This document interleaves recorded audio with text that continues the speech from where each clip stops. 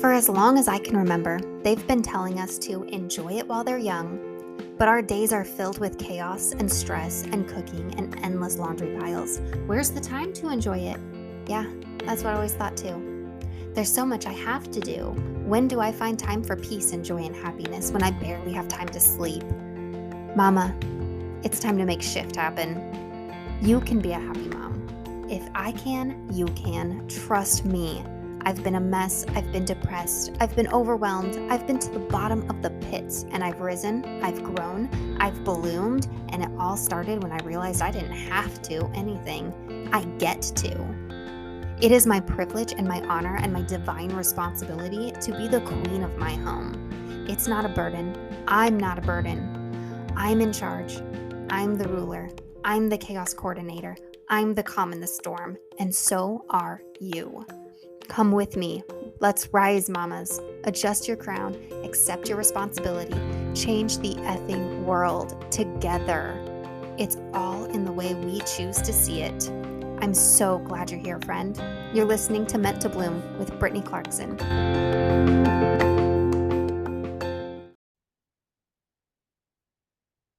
Hey, friend. Welcome to Meant to Bloom.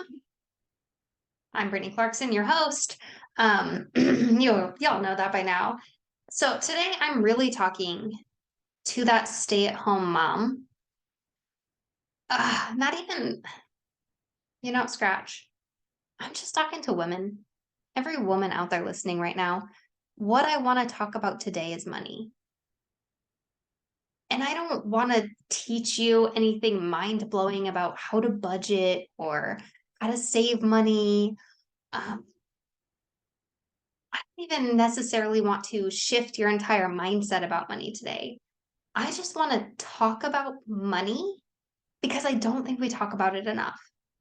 I really think it's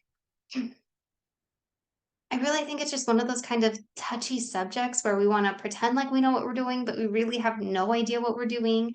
And then we go to read about it and Google it and get really confused. And I feel like I feel like we shun the topic of money for a number of reasons because of that confusion and wanting to feel like we know what we're doing, but we really don't. But then I also think that we avoid conversations about money because we've been told it's a touchy subject. We've been told, don't talk about money, don't bring up numbers, don't tell people how much money you make, don't tell people, like hide the cost of your product until the checkout page. Like I hate that. Um, when you think you really want something and then you get to the checkout page and it's like 10 times, literally 10 times more than what you're willing to pay for it. And you're like, oh no, I wasted my time researching this. Just be upfront with cost. And I am aware that I have some sales pages where I don't have the price listed right away, but I really try to put it in there where I can. I really do. But I also feel like money is we get told that it's the root of all evil and that, like you should not love money. And if you have money, you should give it all away. And rich people are bad. And I feel like we just get pummeled with all of these different ideas and beliefs and notions about money that just aren't even true. But because we've been told it's a touchy subject, we shouldn't talk about it. We shouldn't want to know more about money. That, we just naively believe these things and, we don't get to take the time to uncover the truth behind what money is and how money works. So I really just want to get used to talking about money today. Get comfortable hearing about money and thinking about money. Get comfortable with the idea of money. Because now I am mentioning to that stay-at-home mom, if you're following these same like arbitrary stay-at-home mom homemaker rules that I always have, you're thinking like, Proverbs 31 woman is gold, right? That has been my setup for like that's been my standard for, like the goal mark for being a homemaker has always been the Proverbs 31 woman because she did it all. And if I'm using that as a guideline, she was in charge of the finances. Like it's the woman's role to be in charge of the money. And I feel like biblically, it's the woman's It's the woman's job to be in charge of money. Traditionally, it's the woman's job to, run the budget. If you're in charge of the home, if you're in charge of home management, you're in charge of the money management because it takes money to run a home. You should not be sitting there waiting for your husband to give you an allowance that he has pre-decided so that you can run the house on that money. That makes no sense. Um, yeah, I said what I said. I don't know if that offends or ruffles feathers, but that's the way I see it. It's the woman's job to be in charge of money. And I feel like as women, as a whole, we tend to not know a lot about money, especially when we're not the ones in the workforce. We're not the ones who are like being handed a paycheck. We're not the ones who are, doing the taxes. And I feel like we can get so disconnected from it. And then that's probably where a lot of arguments happen, where, you're disconnected from the money, but you're also in charge of money, running the budgets. I feel like that's where maybe a lot of marital, marital, a lot of relationship, marriage issues, the arguments about money kind of come in, where one person makes it, the other person spends it, but no one's coming together talking about it. No one really knows what they're talking about when it comes to money, right? And I'm not here to teach you about money today. I'm here to talk to you about money. Money. I'm going to say it a million times because I want it to feel comfortable to hear. I want it to feel comfortable to say.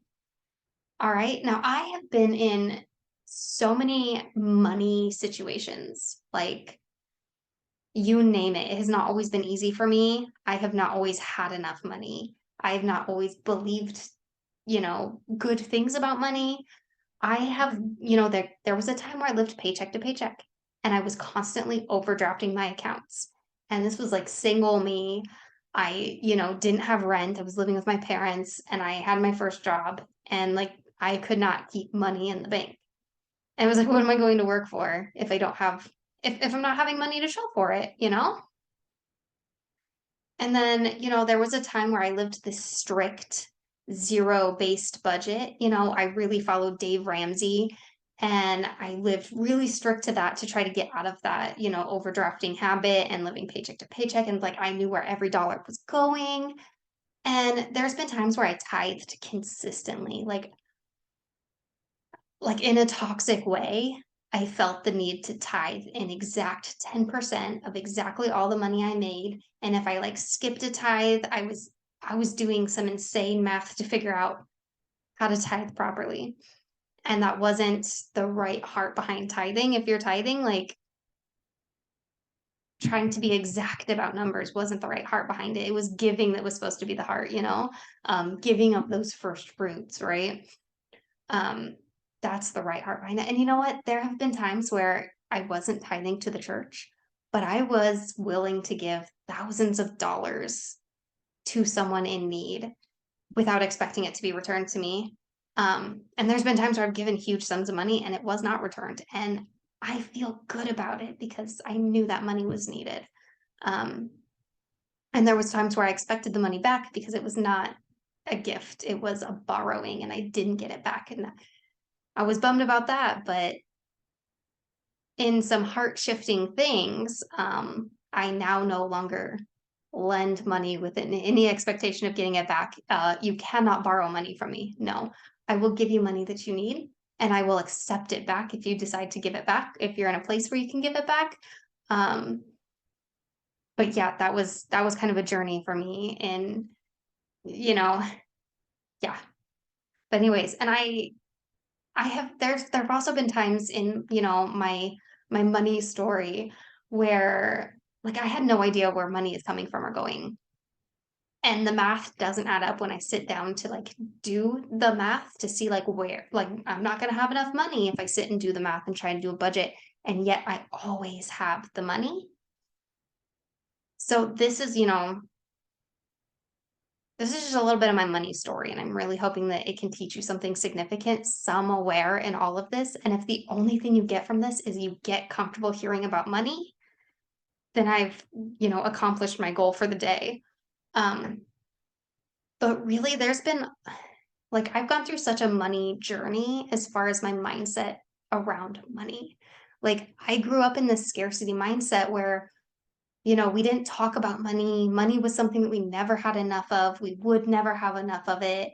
And when you believe that you'll never have enough money, you will never have enough money because, I mean, enough is an arbitrary amount. If you say, I'll never have $100, you might prove yourself wrong someday and end up with $100. Like you could get $100 and then, oh, I was wrong. I do have $100. But if you say, I'll never have enough money, you've already decided that no amount of money is going to be enough.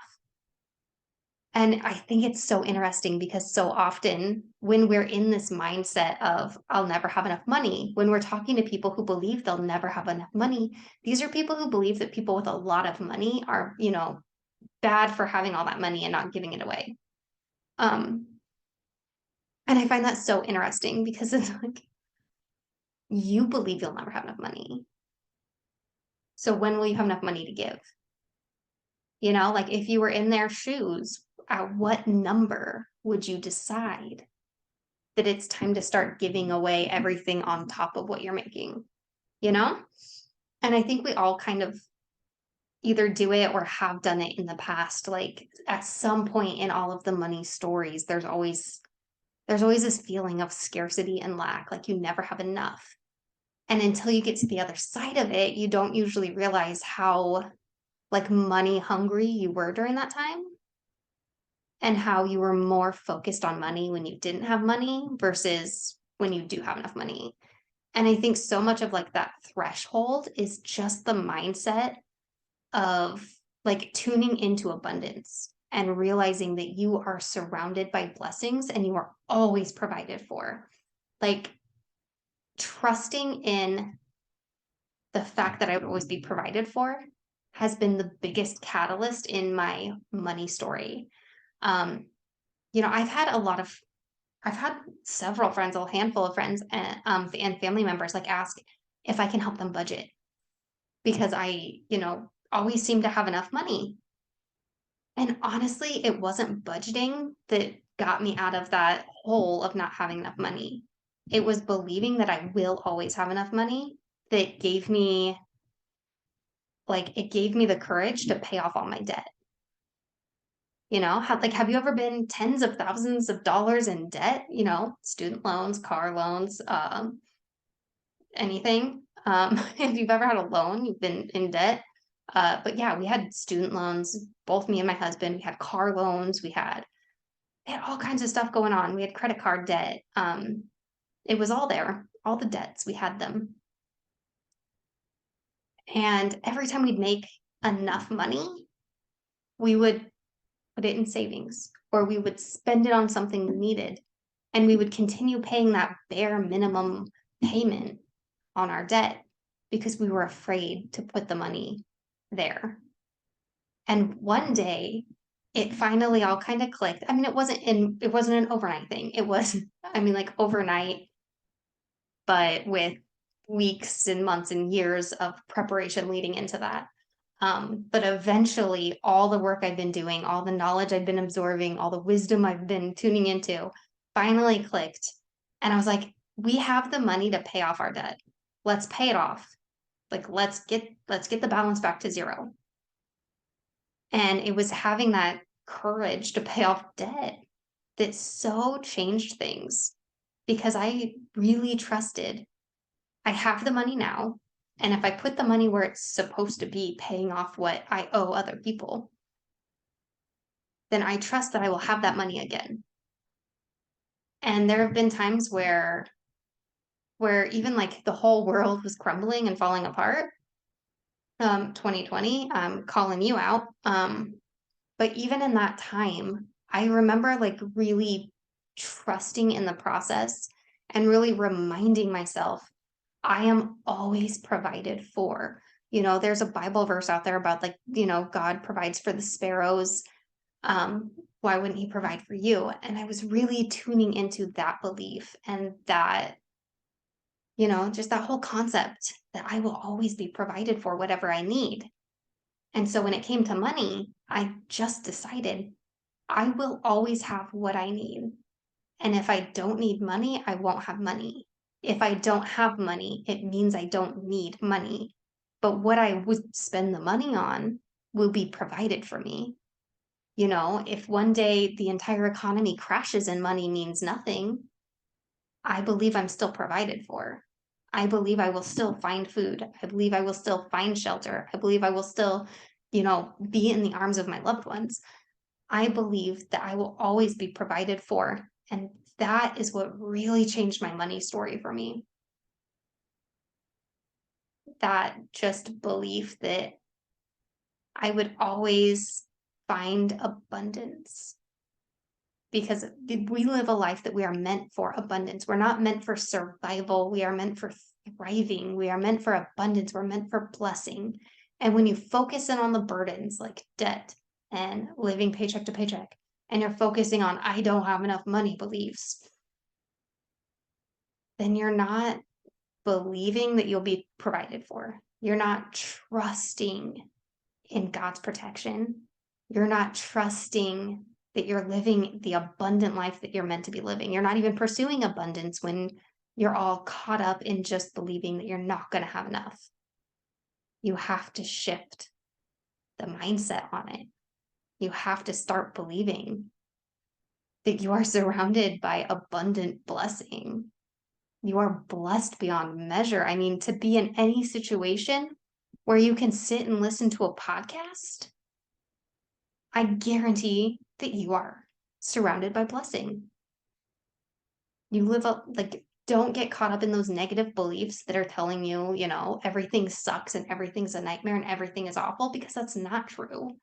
And I know what it's like to, really believe that that the sky is falling. I know what it's like to believe that. But I also have to tell you it's not true. And once you realize that the sky is not falling and everything is going to be okay, and you really start to trust that everything's going to be fine and everything is going to work out in your favor, that good things are good. I was going to say good things are coming to you, but you know what? Good things are already here. Believe it. It's already happening. It's already happened.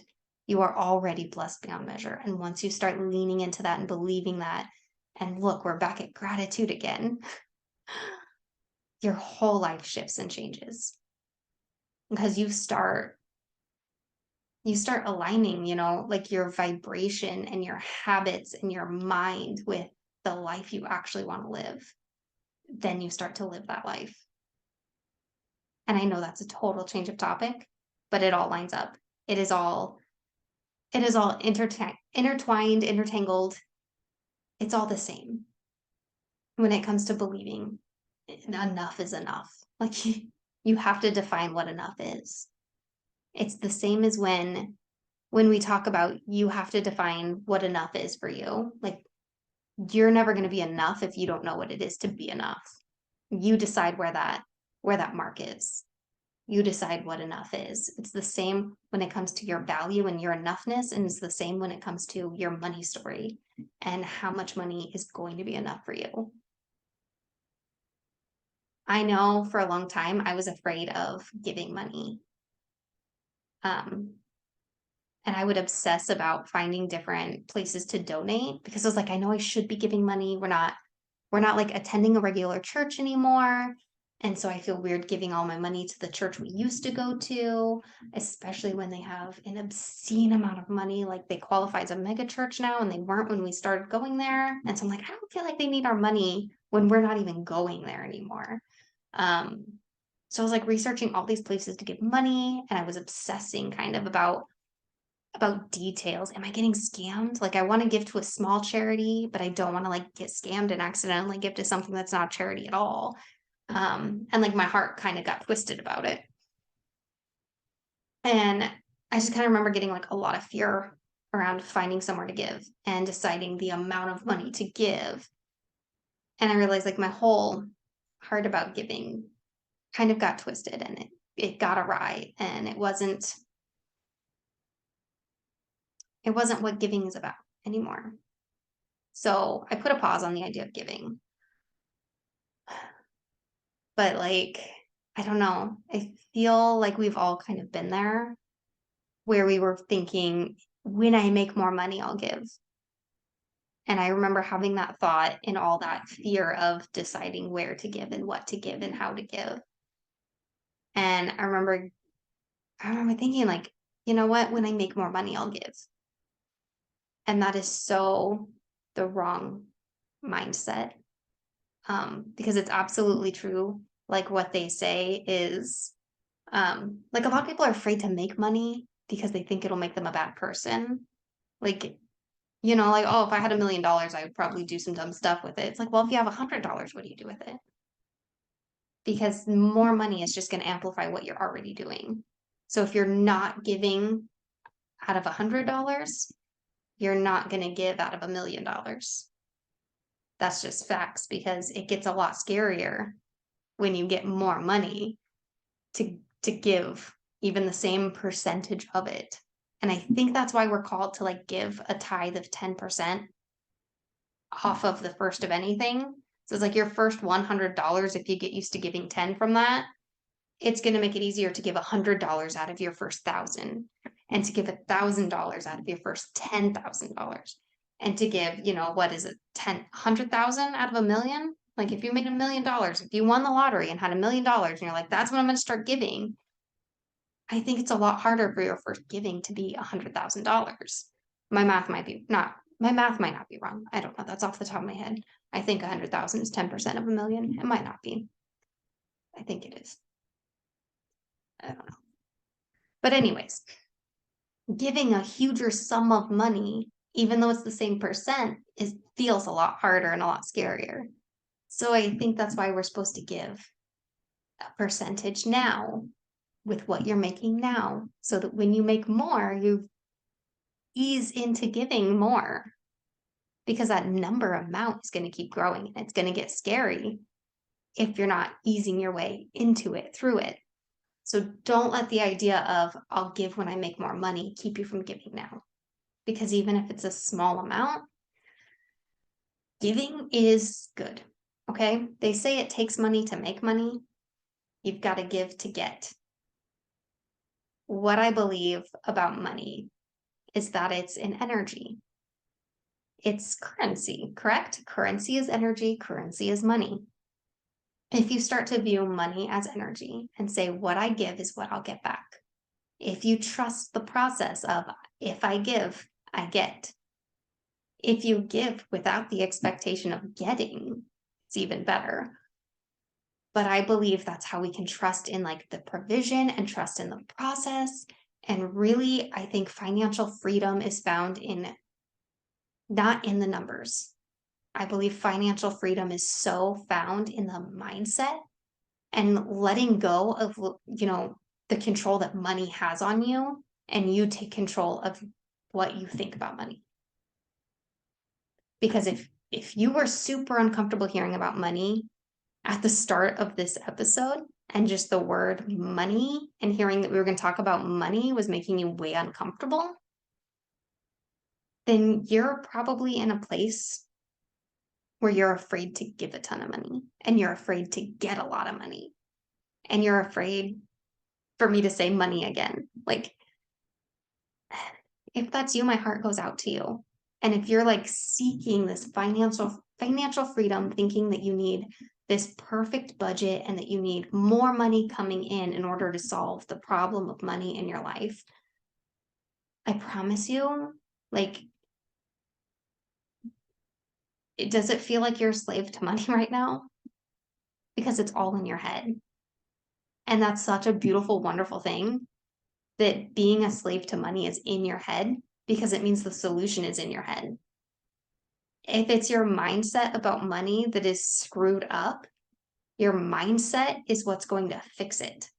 And that is such a wonderful, beautiful, amazing thing. Like, you have the power to solve your problem within yourself right now. So don't let money control you. You be in control of it. You wield the power. All right. I love you so much. And I want to tell you, if you haven't listened to episode 87 with my friend Raquel Muller, she is like a literal money genius. So if you go back and listen to episode 87, she's going to talk to you about how to, make money work for you. And she also will like all the details are on episode 87. So go listen to that one. That one's about financial freedom and money management. Um, and if you want to know more how money works, she's your girl to tell you how money works. That episode is going to tell you a bit more on how money works, like in the economy and in your bank account and all that kind of stuff. And like I said, she's a literal genius about it. And she also works for free one-on-one to help you take control of your money story and to help you learn how money works and to help you put money where it needs to go in order for it to actually grow. Because the banks aren't going to tell you how to make your money grow. The banks are going to tell you how to make their money grow. So hit up my girl Raquel. She will help you out of your money misery, seriously. But get used to the idea of money. Take back the power when it comes to money. Like, know that you're in control of that and that your mindset about money, it's really going to determine your money story. All right. I love you so much, friend. See you next time. Thank you so much for joining me today for this episode of Meant to Bloom. It really does mean the world to me. But are you ready to take this a step farther? Check out the description below of this episode and grab your mindset makeover. It's totally free, my gift to you. Then hop on Instagram and let me know what you thought of this episode. Tag me at Britt Clarkson, that's BritClarkson. If any part of this resonated with you, please let me know by tagging me or leave a review and share on social media so other mamas can find this too. If it helped you, it's gonna help someone else. You're part of a movement now. Let's go.